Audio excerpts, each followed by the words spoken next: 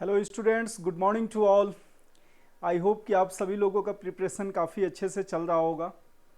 So basically आज एक particular aspect पे मैं थोड़ा डिस्कस करना चाहूँगा और वो है हमारा टेस्ट एंड टेस्ट एनालिसिस। हम सब लोग जो हैं सो अपने प्रिपरेशन पार्ट में तीनों एक्टिविटी को इम्पोर्टेंस देते हैं। सबसे पहले तो होता है क्लास अटेंड करना, थ्योरी सीखना। थ्योरेटिकल चीज़ें हमारी जितनी ज़्यादा क्लियर होती चली जाती हैं, हमारे लिए क्वेश्चन सॉल्व कर पाना उतना ही आसान होता है। सो फर्स्ट एस्पेक्ट है हमारा थ्योरी सीखना। सेकंड पार्ट है हमारा क्वेश्चंस लगाना, मॉड्यूल्स के क्वेश्चन सॉल्व करना, होमवर्क लगाना। एंड थर्ड इम्पोर्टेंट एस्पेक्ट आ जाता है हमारा टेस्टिंग। टेस्ट इसलिए भी इम्पोर्टेंट है क्योंकि टेस्टिंग ही वो फाइनल चीज़ है जिसके हेल्प से कि हमारा इवेल्युएशन होता है। चाहे हम जेई मेंस की बात करें या फिर जेई एडवांस की बात हो रही हो, दोनों ही जगह पे एनआईटी की बात हो या फिर आईआईटी की बात हो, हर एक जगह पे जो हमारा फाइनल इवेल्युएशन होता है एक टेस्ट पेपर के हेल्प से होता है। सो इस वजह से हमारे पास कितना नॉलेज है ये चीज़ इम्पोर्टेंट है, बट उसके साथ ही साथ ये ज़्यादा इम्पोर्टेंट है कि हम उस नॉलेज को अपने टेस्ट के उस लिमिटेड टाइम फ्रेम में किस तरीके से बेस्ट मैनर में डिस्प्ले करके आया करें। आप इस बात को, इस घटना को जो है स्विमिंग से कंपेयर कर सकते हो। स्विमिंग में हमारे पास 3 फेज होता है। सबसे पहला फेज है कि जिसमें हम क्लास में लेक्चर अटेंड करते हैं, थ्योरी सुनते हैं कि अपने लेफ्ट हैंड को इधर ले जाना है, राइट हैंड को ऐसे करना है, माथा ऊपर रखना है, इस टाइप से। फिर उसके बाद हमारा सेकंड फेज आता है, हम उसका प्रैक्टिस करते हैं तालाब में उतर करके, पॉन्ड्स में, जहाँ कहीं भी वाटर बॉडी हमको मिलता है उसमें, जहाँ पे कि करंट कम होते हैं उन जगहों पे हम अपना उस थ्योरेटिकल नॉलेज को जो है प्रैक्टिकल नॉलेज में कन्वर्ट करते हैं। हम तालाब में उतर करके स्विमिंग का प्रैक्टिस करते हैं। तीसरा फेज फिर आता है नदी में जा कर के तैरना। जब कभी भी हमारा फाइनल टेस्टिंग होता है वो नदी में होता है। नदी और तालाब में थोड़ा सा फ़र्क है। तालाब में क्या होता है, लगभग जो है डेप्थ बराबर तरीके से बढ़ता है, लेकिन नदियों में वैसा नहीं होता है। नदी में आपका अनइवन डेप्थ होता है। सो उसी तरीके से अगर मैं क्वेश्चन को जो हूँ रूम पे सॉल्व कर पा रहा हूँ, एग्ज़ाम के बाद सॉल्व कर पा रहा हूँ, बट अगर एग्ज़ाम में मेरा स्कोर कन्वर्ट नहीं हो पा रहा है, तो इस बात को हमें हल्के में नहीं लेना है। इस बात को लेकर हमें इग्नोर नहीं रहना है, बल्कि हमें कोशिश करनी है कि मैं ऐसा क्या करूं जिसके हेल्प से कि मैं अपने आप को फाइनल जो एग्ज़ाम हुआ करता है, प्रैक्टिस टेस्ट हुआ करता है, उसमें भी इम्प्रूव कर सकूं। सो एक तरीके से यदि समराइज किया जाए तो ये तीनों ही फेज जो है आपका 1/3 वेटेज रखता है। थ्योरी सीखना बहुत ज़्यादा इम्पोर्टेंट है, साथ ही साथ क्वेश्चंस लगाना, क्वेश्चंस का प्रैक्टिस करना उतना ही ज़्यादा इम्पोर्टेंट है, बट उतना ही बराबर का इम्पोर्टेंस हमारा टेस्ट का आता है। जब जब हम टेस्ट दिया करते हैं, टेस्ट के बाद हमारा कुछ फाइंडिंग होता है, एक जनरल प्रोसेस है कि हम सेम टेस्ट पेपर को वापस से री अटेम्प्ट करने की कोशिश करते हैं, जिसमें हमारा अप्रोच होता है कि कितने ज़्यादा से ज़्यादा क्वेश्चन मैं लगा सकूं, या जो क्वेश्चन हमारे गलत होते हैं उन गलतियों को कैसे सुधारा जा सके।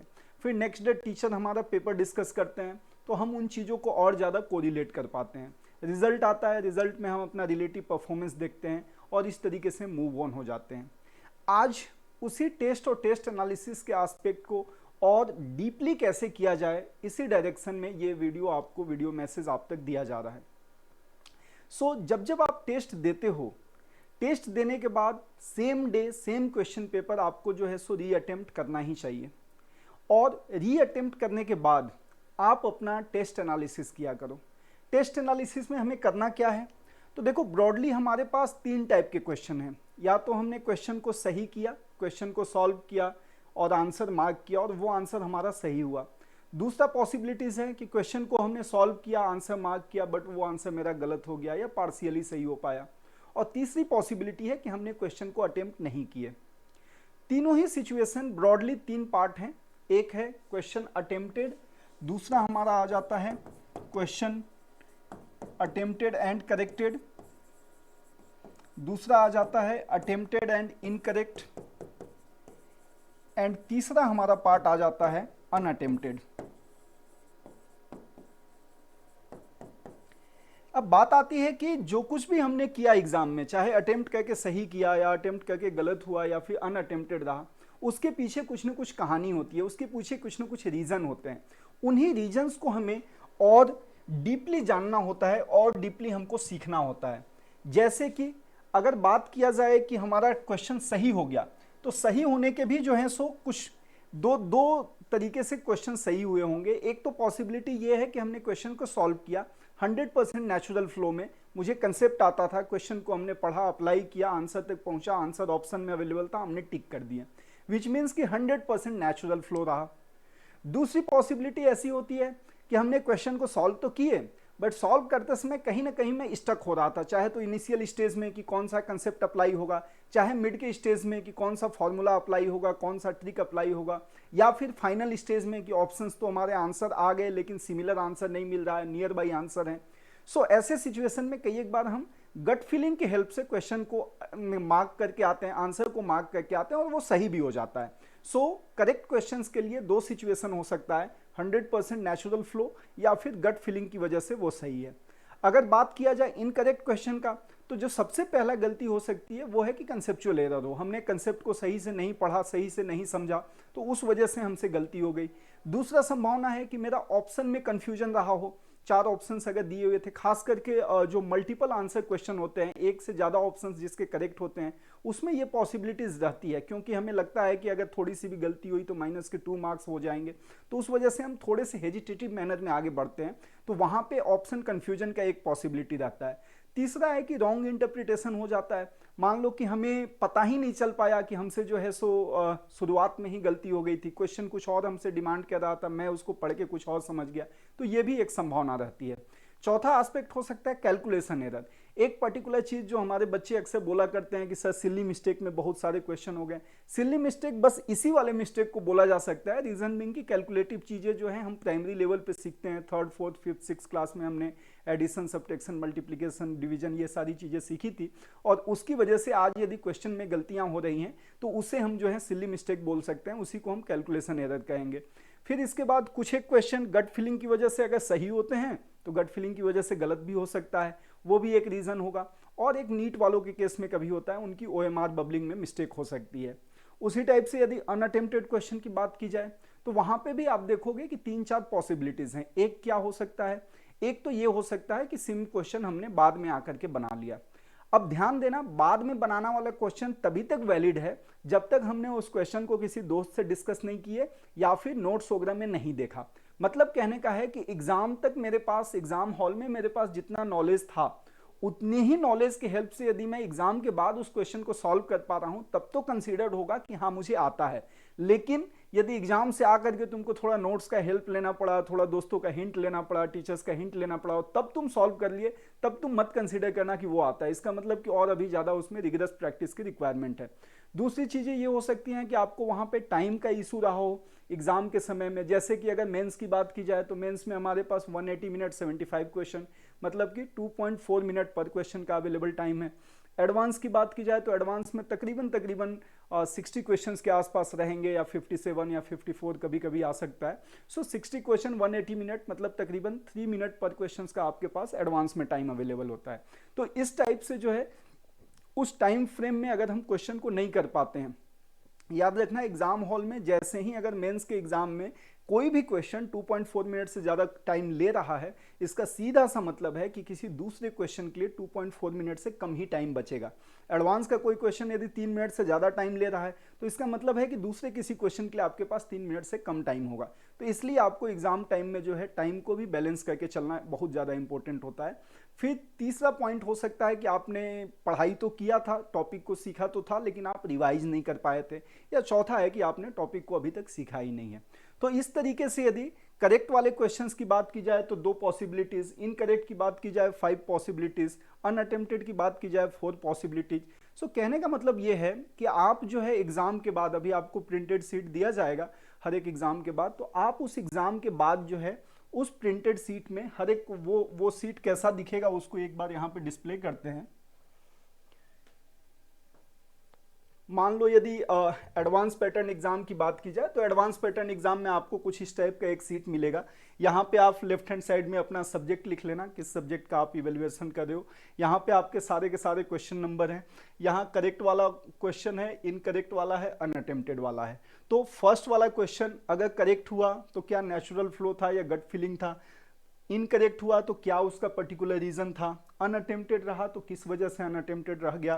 तो इस तरीके से आप जो है सभी क्वेश्चंस के करस्पॉन्डिंग यहाँ पे टिक लगाते जाना और बॉटम में आप उसका सम टोटल कर लेना कि मान लो कितने क्वेश्चंस हमारे नेचुरल फ्लो में सही हुए, कितने क्वेश्चन हमारे गट फीलिंग की वजह से सही हुए, कितने गलत क्वेश्चन हुए जो है कैलकुलेशन एरर की वजह से, कितने अनअटेम्प्टेड रह गए जो बाद में हमसे सॉल्व हो पा रहे हैं। तो इस टाइप से ये एक आपका डिटेल्ड एनालिसिस रहेगा जो आपके रेफरेंस के लिए, जो आपके लिए हेल्पफुल होगा आपको अपने टेंडेंसी को, अपने टेम्परामेंट को समझ पाने के लिए कि एग्जाम में आप कैसा कर रहे हो। और उसी सीट में आप ऊपर में बेसिक डिटेल्स लिख लेना, अपना नाम और रोल नंबर वगैरह, टेस्ट का नाम डाल देना, डेट डाल देना कि किस पर्टिकुलर डेट में हुआ है। सब्जेक्ट वाइज जैसे पेपर 1 का ये सीट है तो पेपर 1 में फिजिक्स केमिस्ट्री मैथ में कितना आया, टोटल कितना आया, पॉजिटिव निगेटिव कितना रहा, और की लर्निंग्स फ्रॉम द एग्जाम। इस पर्टिकुलर एग्जाम में जो है आपने क्या क्या चीज़ें सीखी हैं, क्या आपसे मेजर लर्निंग्स रहा है इस एग्जाम का, ये वहाँ पे लिख लेना। और दूसरा पेज भी उसी के बैक साइड में प्रिंटेड होगा, तो बैक साइड में सेकंड पेज और सेकंड पेज में पेपर 2 का स्कोर, पेपर 1 प्लस पेपर 2 का सम टोटल करके टोटल स्कोर। सो हर एक टेस्ट के बाद एक एक सीट आपके साथ ऐसा शेयर किया जाएगा। उस टेस्ट आपकी रिस्पॉन्सिबिलिटी ये है कि आप उसके हेल्प से जो है अपना प्रॉपर टेस्ट इवेल्युएशन जरूर किया करना। सो ये दूसरी बात थी। पहली बात जो हम कर रहे थे वो ये है कि हमारा जो प्रिपरेशन फेज है इसमें तीनों चीज़ का इंपॉर्टेंस है। थ्योरी सीखना बहुत इंपॉर्टेंट है क्योंकि उसी की हेल्प से हम क्वेश्चन लगाएंगे। क्वेश्चंस लगाना बहुत ज़्यादा इंपॉर्टेंट है क्योंकि जब तक हम प्रैक्टिकल अप्लाई नहीं कर रहे हैं तब तक हम नहीं कह सकते हैं कि चैप्टर तैयार है कि नहीं तैयार है। और क्वेश्चन और थ्योरी सीखने के बाद उसको टेस्ट देना और टेस्ट में अपने आप को परफॉर्म करा उतना ही ज़्यादा इंपॉर्टेंट है। रीज़न बीइंग कि हमारा जो फाइनल इवेल्युएशन होने वाला है वो किसी न किसी टेस्ट की मदद से होगा, क्वेश्चंस की मदद से होगा। तो इसलिए हमारा प्रयास होना चाहिए कि उस रेस्ट्रिक्टेड इन्वायरमेंट में भी अपने आप को वैसा ही परफॉर्म कर सकें जैसा कि मेरा नेचुरल टैलेंट है। ठीक है, फिर उसके बाद सेकेंड पॉइंट हम लोगों ने बात किया कि आप टेस्ट का एनालिसिस करेंगे। टेस्ट एनालिसिस के बाद उसके बाद तीसरा स्टेप आ जाता है हमारा करेक्शन फेज। हमें अपने आप को इम्प्रूव कैसे करना है। सो करेक्शन के लिए जो सबसे बेस्ट रिकमेंडेड चीज़ है वो है आपका मिनी टेस्ट, जो कि आपका सेल्फ क्रिएटेड होगा। जैसे अगर मान लो कि मेरे घर के आसपास अगर तालाब नहीं है और मेरा सामर्थ्य है तो मैं जो हूँ सो अपने घर में स्विमिंग पूल बना सकता हूँ यदि मुझे स्विमिंग सीखने की इच्छा होगी तो। उसी तरीके से चूंकि आपके टेस्ट की फ्रीक्वेंसी तो 2 या 3 हफ्ते में एक बार आया करेगी। अब पिछले टेस्ट में जो गलतियां हुई हैं यदि मुझे उसमें इंप्रूवमेंट लाना है, यदि उसमें सुधार लाना है तो मैं अगले टेस्ट तक क्यों ही वेट करूंगा। मैं क्या करूंगा, खुद के लिए खुद से सेल्फ क्रिएटेड छोटा छोटा टेस्ट बना लूंगा। जैसे क्वेश्चंस तो आप लगाते ही हो, अलग से आपको टाइम इसके लिए खर्च करने की जरूरत नहीं है। जो भी क्वेश्चंस लगा रहे हो आप उसको टेस्ट का फॉर्मेटिंग दे दो। फॉर एग्जाम्पल मान लो कि मुझे मेंस लेवल के जो है सो 20 क्वेश्चन लगाने हैं फिजिक्स के।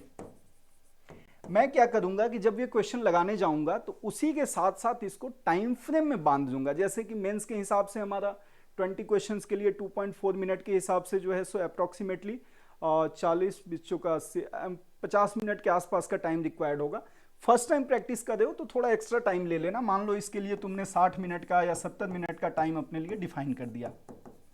अब कंसीडर करो अपने से कि ये मेरा 1 घंटे का या 70 मिनट्स का जो है सेल्फ क्रिएटेड टेस्ट है, केवल फिजिक्स का टेस्ट है। क्या क्या करेंगे, वो सारी बातें जो हम टेस्ट में फॉलो करते हैं वो यहाँ पे अप्लाई करेंगे। जैसे कि टेस्ट हमारा हमेशा जो है नॉन स्टॉप होता है, हम उस इंटरवल में कहीं भी ब्रेक नहीं लेना चाहते हैं। यहाँ पे भी मेरा अप्रोच होगा कि इन 20 क्वेश्चंस को सॉल्व करने के बीच में मैं बिल्कुल भी पढ़ाई से ब्रेक नहीं लूंगा। दूसरा पॉइंट होता है हमारा टेस्ट देते समय हमारे से क्वेश्चन अगर नहीं सॉल्व हो रहा है तो हम उसको स्किप करके आगे बढ़ जाते हैं। यहाँ पे भी मैं स्किप करूंगा, यदि कोई क्वेश्चन जरूरत से ज़्यादा समय लग रहा है मैं स्किप करूंगा। टेस्ट में हमारा अप्रोच होता है कि सारे क्वेश्चंस के आंसर में एक साथ मैच करता हूँ। ये पॉसिबिलिटीज़ नहीं होती है कि मैं बीच बीच में आंसर देख सकूँ। यहाँ पे भी मैं वही काम किया करूंगा कि सारे 20 क्वेश्चन जब अटेम्प्ट हो जाएगा उसमें से जितने सॉल्व हो जाएंगे तब जाकर के सभी के आंसर को मैचिंग एक साथ किया जाएगा।